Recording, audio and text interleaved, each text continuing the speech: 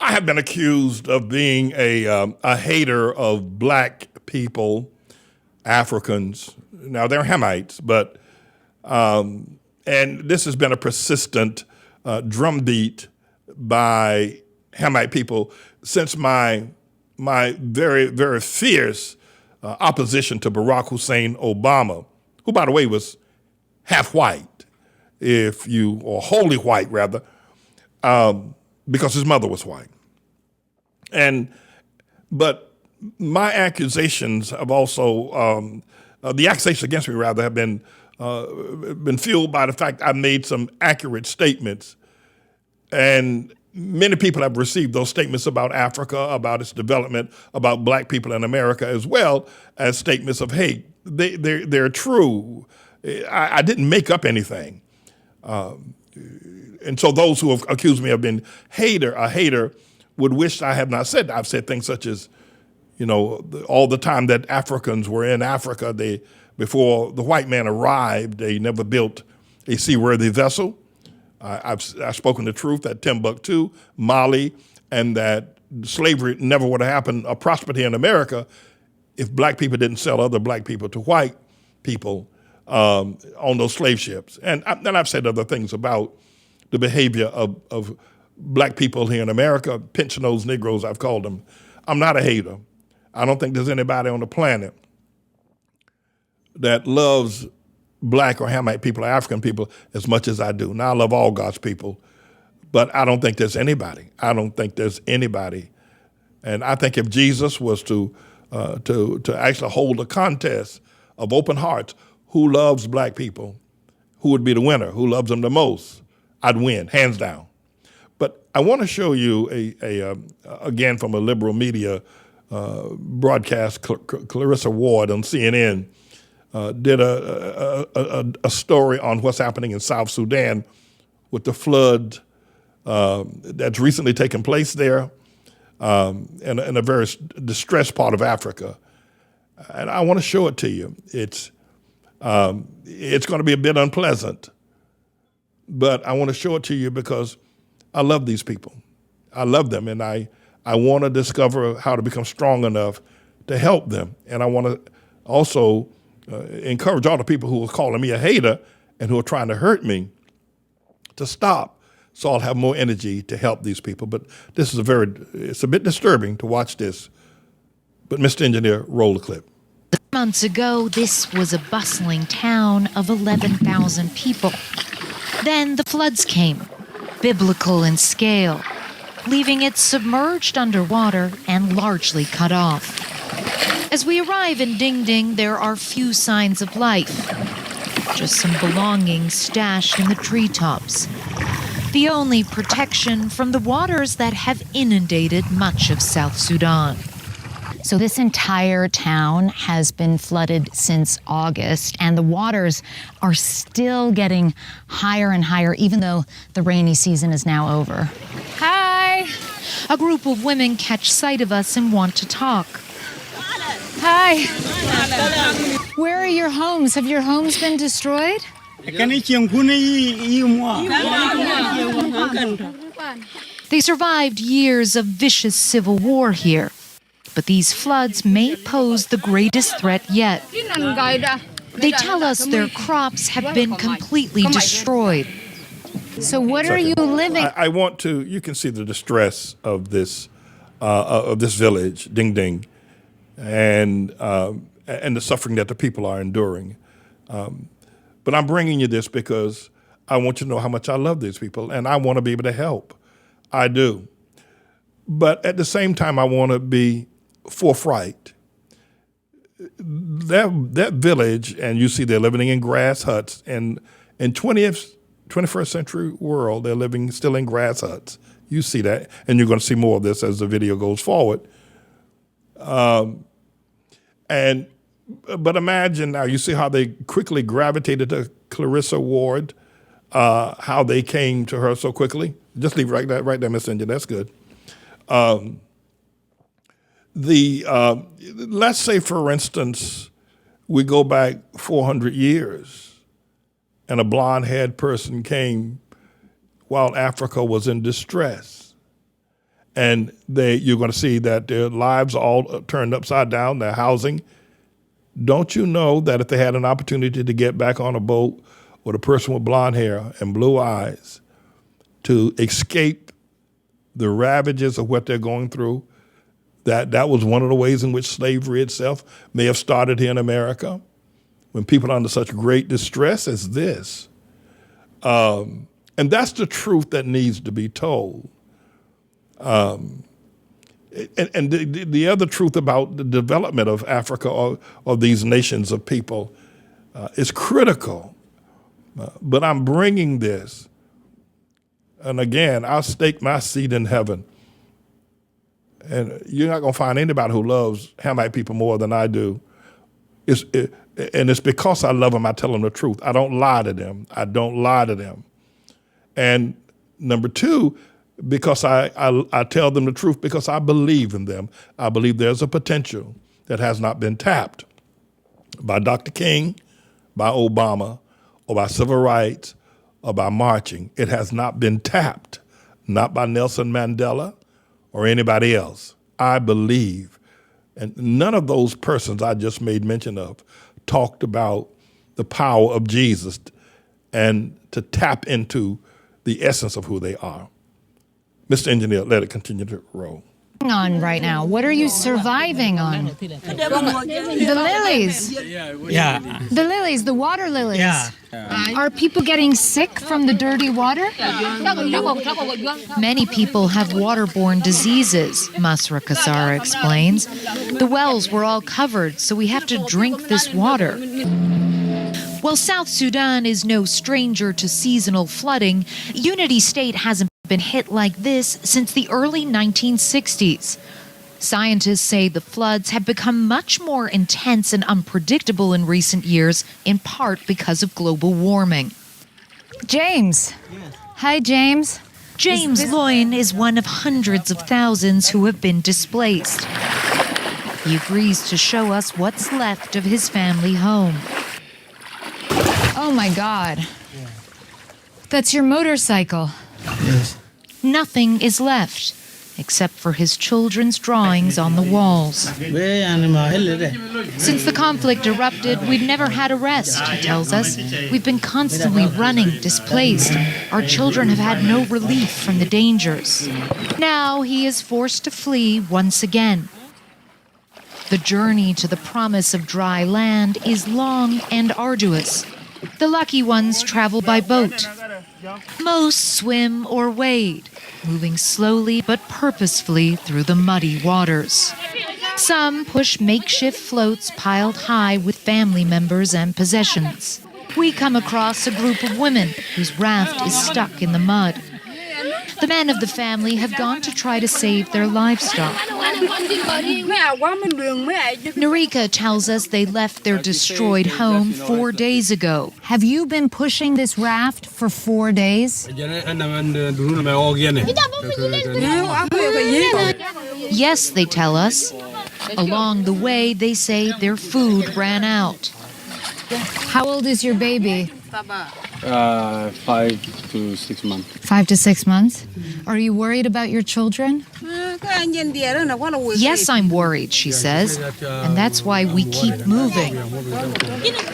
They still have several miles to push before they reach this narrow strip of dry land.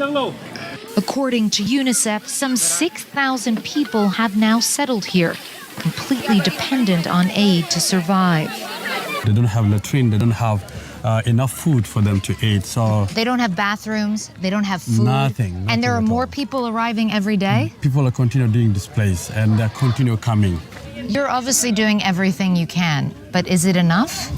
This is not enough, and that is the reason why we are calling for donor communities to ensure that children get to schools, children get health care, they get nutrition services. We have to make sure that we prevent them to die.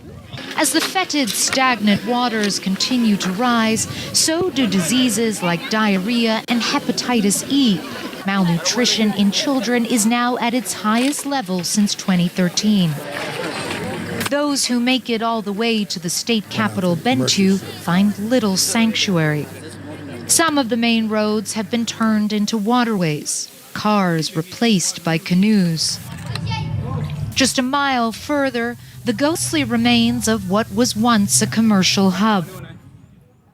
This used to be the central shopping area in town, as you can see, completely destroyed.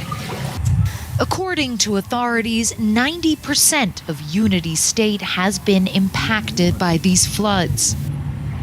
Here, the effects of climate change aren't a hypothetical problem in the future, but rather a real disaster in the present. We are fighting to block this water not to reach here. Minister Lam Tangwar concedes local authorities were completely unprepared and are now unable to cope with the scale of the crisis. We don't have any sufficient for survival. How much longer can you cope with the situation as it stands? Realistically, I can tell you frankly, we don't know. But we are just worried about the next rain because we are told the water behind me will not go now. They will not recede right now or dry up. It's going to take a while because it's deep water. They don't have long. The next rains are expected in May. And if the current waters don't recede, the fear is that this area will be wiped off the map. Dikes are being built to try to hold back the encroaching waters. But the handful of diggers are no match for the vast flooding. Breaches are common, leaving many with no choice but to take matters into their own hands, hastily improvising protection for their endangered homes as the waters quietly continue to rise. J-5 liberals, or white liberals, in conjunction and giving power to who I refer to as pinch-nosed Negroes, have launched a major campaign over the last 15 years to cause the people that I love so deeply to hate and to ridicule and to work evil workings against me here in Harlem. And let me put it down where you can get it. White liberals, the media, white liberal institutions, and pinch-nosed Negroes, people like Cornel West, Eddie Glaude, Michael Eric Dyson, Van Jones, and Barack Hussein Obama, Al Sharpton, and a bunch of others, and the mayors of the major cities that are black, but they're nothing more than puppets for the financial institutions and white liberals of America. They've launched a major campaign to turn the hearts of the people that I love so dearly and people who need the help I can bring them through the power of the Lord Jesus Christ. And these people here in South Sudan as well need my help. But they have all rose up to hate me. And they've been paid, people like Al Sharpton has been paid to hate me and to hate Harlem and to destroy it. Van Jones has been paid $100 million to hate Harlem and to hate South Sudan. Imagine if Van Jones took that $100 million over to South Sudan. He ain't gonna do that. He's been paid to hate him. He's been paid to hate me. They've used the media, they've used television, they've used churches, they've used preachers to spread the propaganda to hate Manning. Hate the man that loves you. Hate the man that God has sent to help you. Imagine were the amount of hatred that they have spewed against me. Imagine it where if it was ever turned around and I could reach out. Well, we don't have the kind of flooding here in Harlem or in South Central Los Angeles or in Chicago or in Jacksonville or in Atlanta or in any ghetto in America. But we still have the same kind of poverty, the same kind of brokenness, the same kind of just unable to cope with the natural order of things. It's the same. It doesn't look quite as grievous here because of Harlem or South Central Los Angeles. But the hating, the machine that has been raised up by white liberals and white elitists to run a campaign of hatred against me must stop. It must stop. And then the level of runaway ignorance in the hearts of the sausage brain.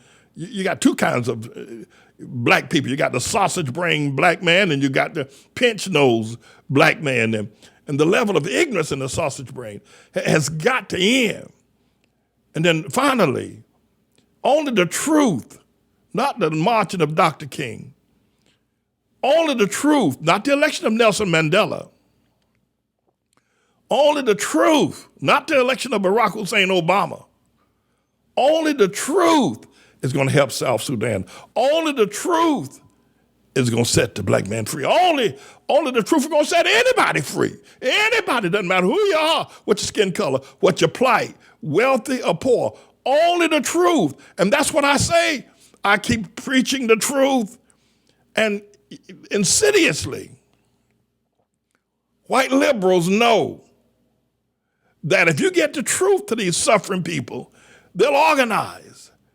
They'll learn to build levees like they built in New Orleans. New Orleans is what, 16, 20 feet below sea level? They've got levees that stop the waters from flooding the city of New Orleans so Bourbon Street can roll on. Well, Van Jones got $100 million. He could build levees there in South Sudan with $2 million and still have $98 million left over. But he don't give a damn. He don't give two damns about South Sudan or anything else. But I have the truth in my mouth. And you people that have raised yourself up with the express purpose of hating or marginalizing me, it isn't me that you're hurting. It's your brother and your sister in the ghetto in Africa and in the grave and in the jails, in the prisons, in the hospital, and in the workshop. Those are the ones you're hurting. You're not hurting me. You're not hurting. Do I look like I'm hurt? You're hurting them. Tell Van Jones or Jay-Z to take a couple of $1 million, go to South Sudan and build some levees around Ding Ding. And end of story, end of suffering. And then get in there, let me get in there and teach development. Get them out of them grass huts in the 21st century and get them in the homes with working water systems and electricity. This is the 21st century, for crying out loud. This propaganda, this insidious effort by white liberals and pinch-nosed Negroes that have set out to teach people to hate and ostracize me need to end. Not for my purpose. But what they're doing against me is hurting God's people. They need the truth. They need the truth. They need the truth. Will you stand up? Will you stand up and tell these white liberals, stop fighting Pastor Manning up there in Harlem. Stop turning them preachers and sausage-brained Negroes against the man of God in Harlem. Will you stand up and do it? And they write stories and lies. You stand up and declare only the truth. All I've ever done is tell the truth about Africa and about black people and about Nelson Mandela and about Dr. King and about Obama. That's all I've ever done is tell the truth. Obama's parents, he's from Kenya, just a few kilometers below South Sudan. He's living up in Martha's Vineyard in an $8 million palace. He can sell that palace and build levees and schools in Ding Ding. All I've ever done about Obama is tell the truth about Dr. King, the truth I've told about Nelson Mandela. I've told the truth. And about that scallywag Al Sharpton, I've told the truth. Stop them. Not for my sake, mind you. But if I don't help them, if the white liberals and pinch-nosed Negroes continue and remain effective at stopping my help and my voice and getting to the people, it's the ding-ding, it's the African, it's the ghetto dweller that's suffering, not me. Stop them. Stop it now. Tell them No, I'm not. I don't hate my brother. No, I love him. I'm the Lord's servant. I'm not through with this. I'll be back.